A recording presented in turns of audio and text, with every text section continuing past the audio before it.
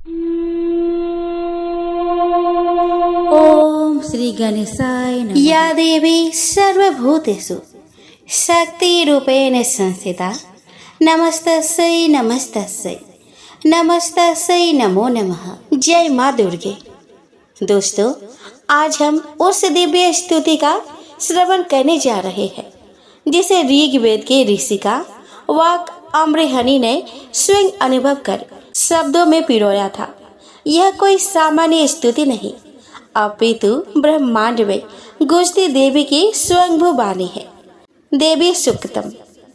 अहम राष्ट्री संगमने वसुनाम, इस एक मंत्र से प्रारंभ होती है वह दिव्य वाणी जिसमें परमेश्वरी स्वयं कहती है कि मैं ही संपूर्ण सृष्टि की जननी हूँ, मैं ही देवताओं में गति हूँ, मैं ही यज्ञ में आहुति रूपिणी अग्नि में प्रविष्ट होती हूँ।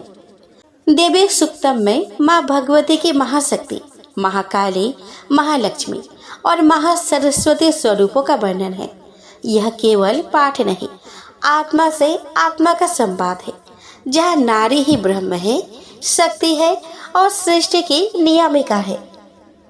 यह पाठ न केवल उपासना है बल्कि आत्मज्ञान का उद्घोष है, जहाँ स्त्री को देवी के रूप में देखा गया है और देवी को साक्षात ब्रह्म के रूप में प्रतिष्ठित किया गया है। तो आइए भाव और श्रद्धा से युक्त होकर, स्वर और हृदय से उद्भूत होकर देवी सूक्तम का पावन पाठ आरंभ करें। देवी सूक्तम पाठ के साथ आप श्रवण करेंगे श्री दुर्गा कवच, जो भक्त को अवैध सुरक्षा प्रदान करता है, अर्गल स्त्रोत जो इच्छाओं को पूर्ण करता है, कीलक स्त्रोत जो पाठ से अटूट फल प्रदान करता है, जो सिंह की पीठ पर विराजमान है, जिनके मस्तक पर चंद्रमा का मुकुट है, जो मरकत मणि के समान कांति वाली अपनी चार भुजाओं में शंख, चक्र, धनुष और बाण धारण करती है, तीन नेत्रों से सुशोभित होती है, जिनके भिन्न भिन्न अंग बांधे हुए बाजूबंद, हार, कंकड़, खनखनाती हुई करधनी और झुनझुन करती हुई नूपुरों से विभूषित है, तथा जिनके कानों में रत्न जटित कुंडल झिलमिलाते रहते हैं। वे भगवती दुर्गा हमारी दुर्गति को दूर करने वाली हो। मैं सच्चिदानंदमय सर्वात्मा देवी रुद्र, वसु, आदित्य तथा विश्व देवगणों के रूप में विचरती हूँ। मैं ही मित्र और वरुण दोनों को, इंद्र और अग्नि तथा दोनों अश्विनी कुमारों को धारण करती हूँ। मैं ही शत्रुओं के नाशक आकाशचारी देवता सोम को, त्वष्टा प्रजापति को तथा पूषा और भग को भी धारण करती हूँ, जो हविष्य से संपन्न हो देवताओं को उत्तम हविष्य की प्राप्ति कराता है तथा उन्हें सोम रस के द्वारा तृप्त करता है। उस यजमान के लिए मैं ही उत्तम यज्ञ का फल और धन प्रदान करती हूँ।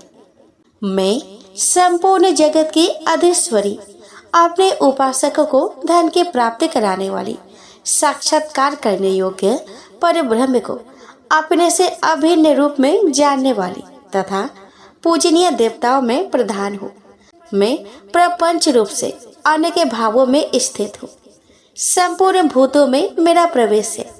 अनेक स्थानों में रहने वाले देवता जहाँ कहीं जो कुछ भी करते हैं वह सब मेरे लिए करते हैं। जो अन्न खाता है वह मेरी शक्ति से ही खाता है। इसी प्रकार जो दिखता है, जो सांस लेता है तथा जो कही हुई बात सुनता है वह मेरे ही सहायता से उक्त सब कर्म करने में समर्थ होता है। जो मुझे इस रूप में नहीं जानते वे न जानने के कारण ही दीन दशा को प्राप्त होते जाते हैं। हे बहुश्रुत, मैं तुम्हें श्रद्धा से प्राप्त होने वाले ब्रह्म तत्व का उपदेश करती हूँ। सुनो, मैं स्वयं ही देवताओं और मनुष्य द्वारा सेवित इस दुर्लभ तत्व का वर्णन करती हूँ। मैं जिस पुरुष की रक्षा करना चाहती हूँ उसको सबकी अपेक्षा अधिक शक्तिशाली बना देती हूँ। उसी को सृष्टिकर्ता ब्रह्मा, परोक्ष ज्ञान संपन्न ऋषि तथा उत्तम मेधा शक्ति से युक्त बनाती हूँ। मैं ही ब्रह्मद्वेषी हिंसक असुरों का वध करने के लिए रुद्र के धनुष को चढ़ाती हूँ। मैं ही शरणागत जनों की रक्षा के लिए शत्रुओं से युद्ध करती हूँ तथा अंतर्यामी रूप से पृथ्वी और आकाश के भीतर व्याप्त रहती हूँ। मैं ही इस जगत के पिता रूप आकाश को सर्वाधिष्ठान स्वरूप परमात्मा के ऊपर उत्पन्न करती हूँ। समुद्र में तथा जल में मेरे कारण स्वरूप चैतन्य ब्रह्म की स्थिति है। अतएव मैं समस्त भुवन में व्याप्त रहती हूँ तथा उस स्वर्ग लोक का भी अपने शरीर से स्पर्श करती हूँ। मैं कारण रूप से जब समस्त विश्व की रचना आरंभ करती हूँ तब दूसरों की प्रेरणा के बिना स्वयं ही वायु की भांति चलती हूँ। स्वेच्छा से ही कर्म में प्रवृत्त होती हूँ। मैं पृथ्वी और आकाश दोनों से परे हूँ। अपनी महिमा से ही मैं ऐसी हूँ। देवी को नमस्कार है। महादेवी शिवा को सर्वदा नमस्कार है। प्रकृति एवं भद्रा को प्रणाम है। जगदम्बा को नियम पूर्वक नमस्कार है।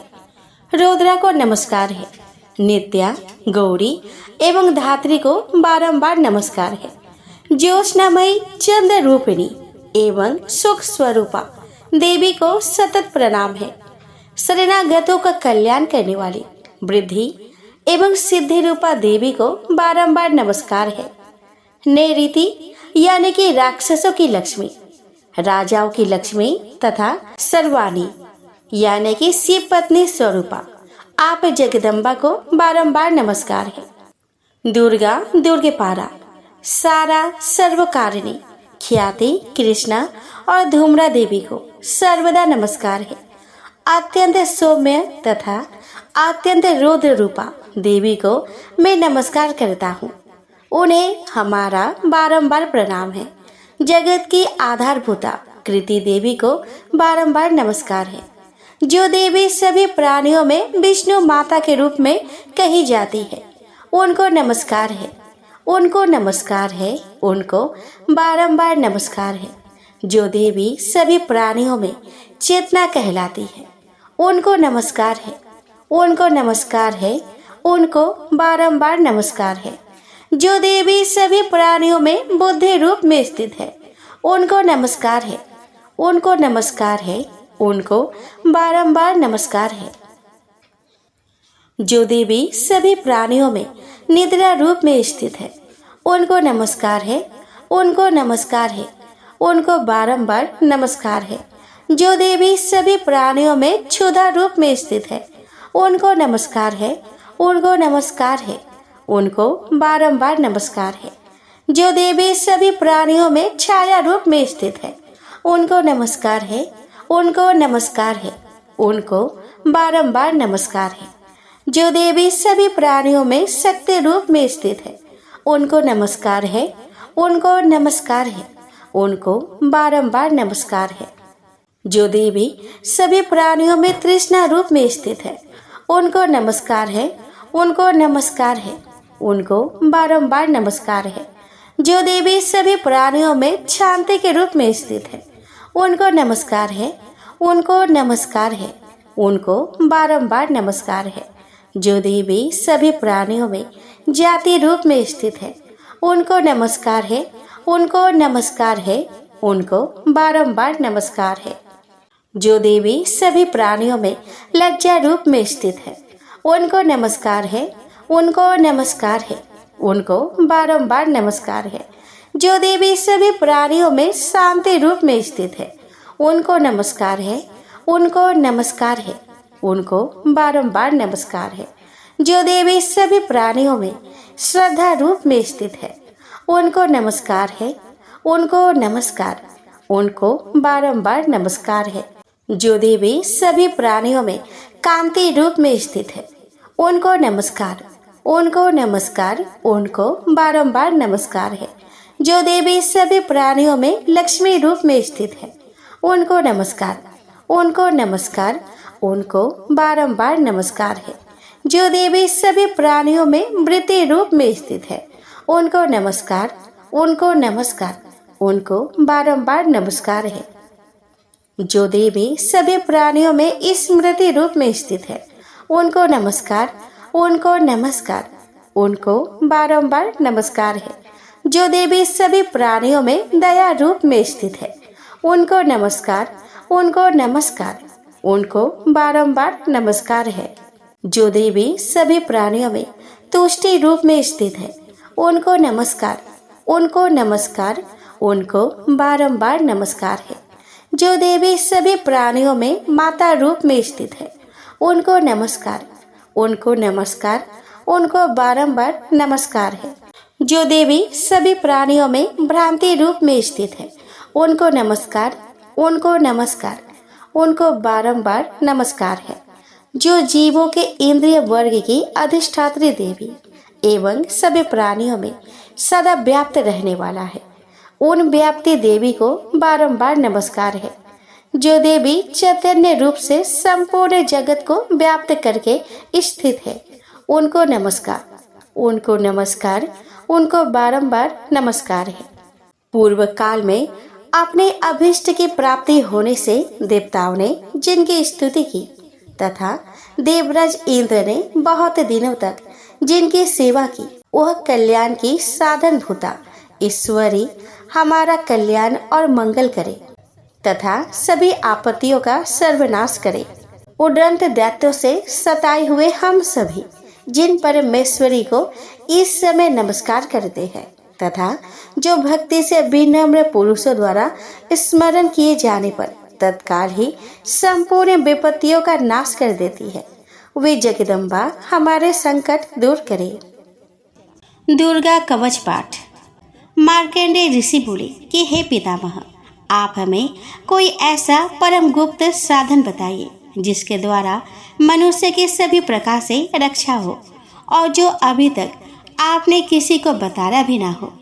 ब्रह्मा जी बोले कि हे विप्रवर, इस प्रकार का साधन तो परम पवित्र एवं परम गुप्त देवी जी का कवच ही है। इसी से प्राणी मात्र का कल्याण एवं सभी प्रकार की रक्षा होती है। इसे सुनिए। देवी जी की 9 मूर्तियों के नाम इस प्रकार है। पहली शैलपुत्री, दूसरी ब्रह्मचारिणी, तीसरी चंद्रघंटा, चौथी कुसमांडा, पांचवी स्कंद माता, छठी कात्यायनी, सातवीं कालरात्रि, आठवीं महागौरी और 9वीं सिद्धिदात्री। जो मनुष्य अग्नि में जल रहा हो, युद्ध भूमि में शत्रुओं के मध्य फंस गया हो अथवा घोर संकट में ग्रस्त हो, वह मनुष्य भगवती के शरण में पहुंच जाए तो उसके घोर से भी घोर संकट दूर हो जाते हैं। जो भक्ति भाव से देवी जी का स्मरण करते हैं, उनकी सभी प्रकार से उन्नति होती है। हे भगवती, जो भी आपका स्मरण करते हैं, निसंशय उनकी आप रक्षा करती हो। प्रेत की सवारी करने वाली चामुंडा देवी है। वराही महिष पर, ऐन्द्री हाथी पर, वैष्णवी गरुड़ पर, माहेश्वरी बैल पर, कौमारी मोर पर और लक्ष्मी कमल के आसन पर विराजमान है। श्वेत रूप धारण करने वाली वृषभ के वाहन वाली ईश्वरी देवी है। हंस पर चढ़ी हुई सभी आभूषणों से भूषित ब्राह्मणी देवी है। इस प्रकार रत्नों से विभूषित सभी योग्य शक्तियों से संयुक्त से सभी माताएं हैं। सभी देवी क्रोध युक्त रथों पर सवार होकर दर्शन देती है। यह शंख, चक्र, गदा, शक्ति, हल, मूसल, खेटक, तोमर, परशु, पास, कोंतर, त्रिशूल, उत्तम सारंग, धनुष इत्यादि अस्त्र शस्त्र दैत्यों के शरीर नाश के लिए, भक्तों को अभय देने के लिए एवं देवताओं के हित के लिए धारण करती है। महारौद्र रूप, अत्यंत घोर पराक्रम, महान बल और महान उत्साह वाली देवी, तुम महान भय का नाश करने वाली हो। तुम्हें नमस्कार है। तुम्हारी ओर देखना भी कठिन है। हे देवी, आपके दर्शन कठिन है। शत्रुओं के भय को बढ़ाने वाली देवी जी, मेरी रक्षा कीजिए। पूर्व दिशा में मेरी रक्षा ऐन्द्री देवी करे। अग्नि कोण में अग्नि देवता, दक्षिण में वाराही, नैऋत कोण में खंगधारिणी, पश्चिम में वारुणी, वायु कोण में मृगवाहिनी, उत्तर में कौमारी, ईशान कोण में शूलधारिणी, ऊपर ब्राह्मणी एवं नीचे वैष्णवी देवी रक्षा करे। इस प्रकार सब वाहिनी चामुंडा देवी 10 दिशाओं में मेरी रक्षा करे। जया मेरे आगे की, विजया मेरे पीछे की, बाई ओर अजिता, दाई ओर अपराजिता रक्षा करे।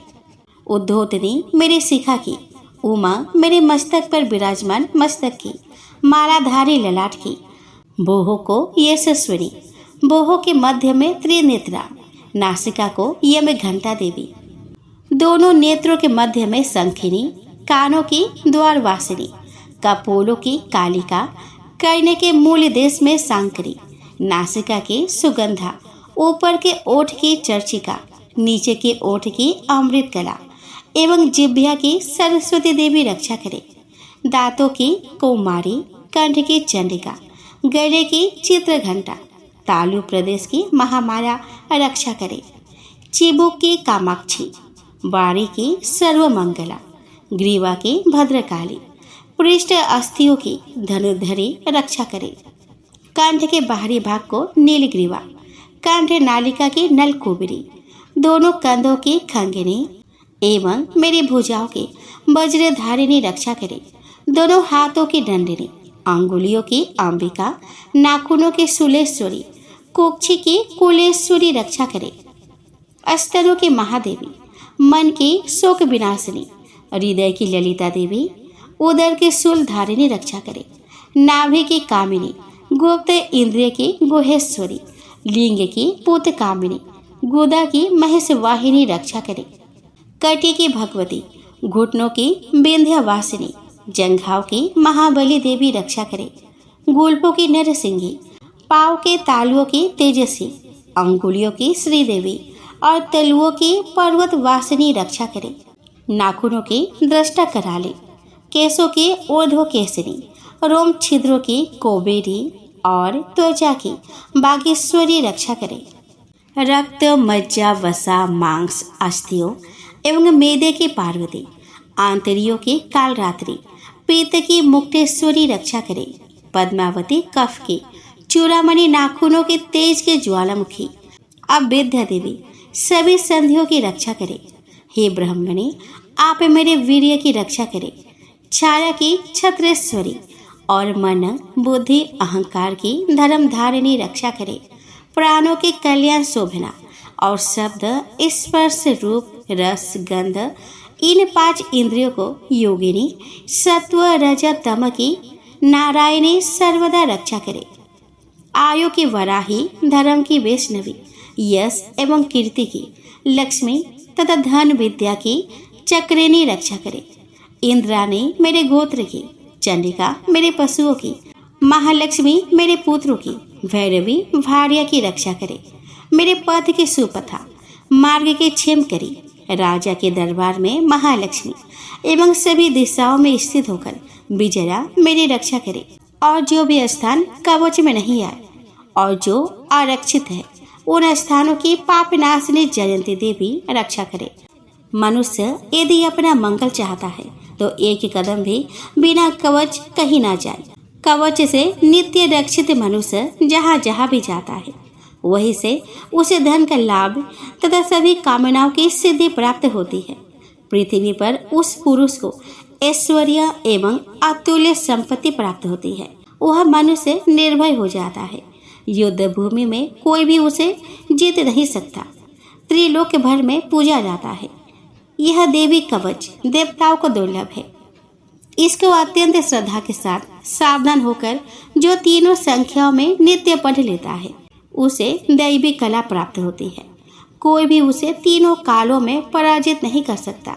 उसे अकाल मृत्यु नहीं आती। वह 100 वर्ष से भी अधिक आयु पाता है। वह कवच उसका तेज, यश और कीर्ति बढ़ा देता है। चंडी पाठ करने वाला पहले कवच का पाठ कर लेवे। जब तक पर्वत बने कानूनों के साथ यह पृथ्वी टिकी हुई है, तब तक ऐसे पुरुष की संतति इस पृथ्वी पर टिकी रहती है। कवच के पाठ करने वालों का देहांत होने पर महामाया की कृपा से देव दुर्लभ परम स्थान की प्राप्ति होती है। सुंदर रूप को पाकर वह सदा शिव के साथ आनंद पाता है। इति देवी कवच समाप्त होता है। आइए अब हम श्रवण करें श्री अर्गला स्तोत्र।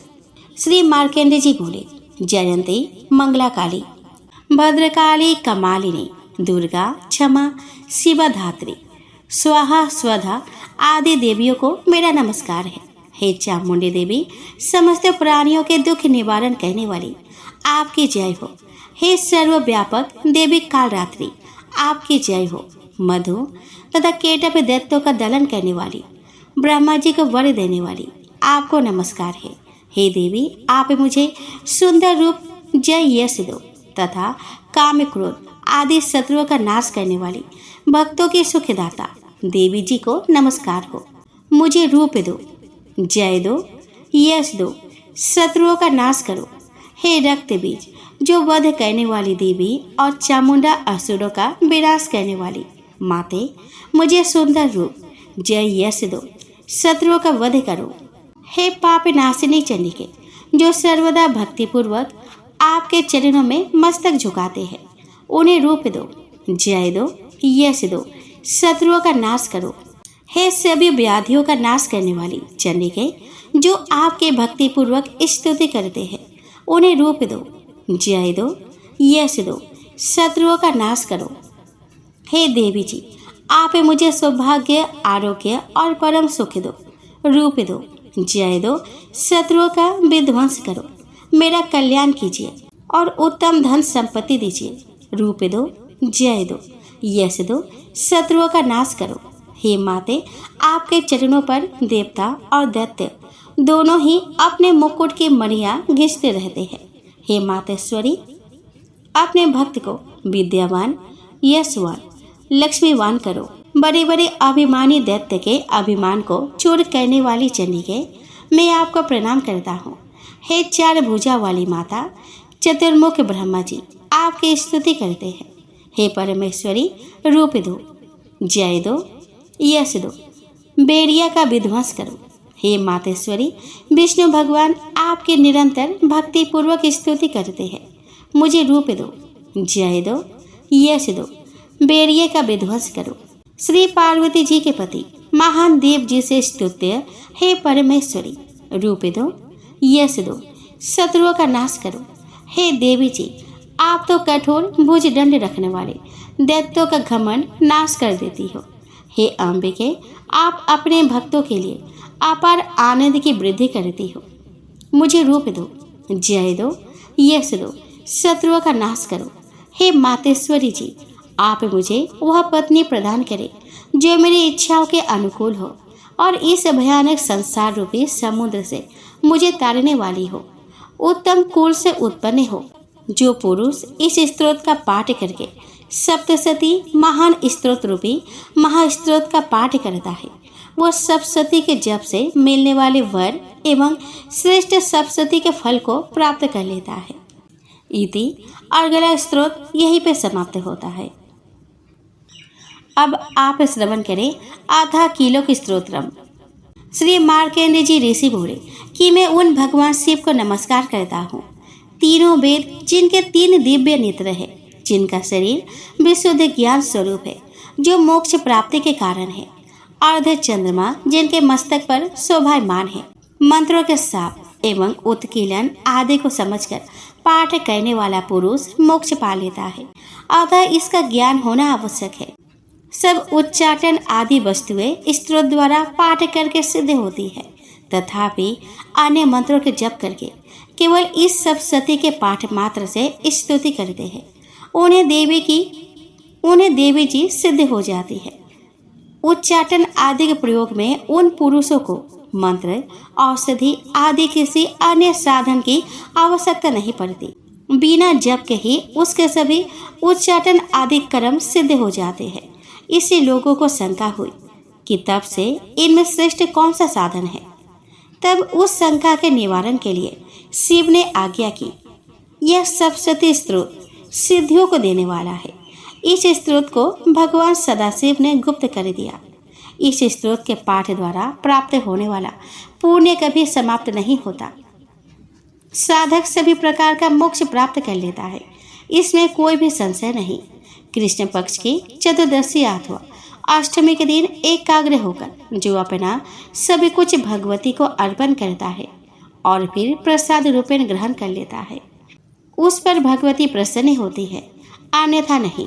इसी रूप से कीलक द्वारा महादेव जी ने इस स्तोत्र का कीलक कर दिया। जो इसके द्वारा सप्तशती का निष्कीलन करके स्पष्ट होकर नित्य पाठ करता है वह सिद्ध हो जाता है। देवी जी का गण एवं गंधर्व होता है। वह कहीं भी घूम रहा हो उसे कोई भय नहीं होता, न उसकी अकाल मृत्यु होती है।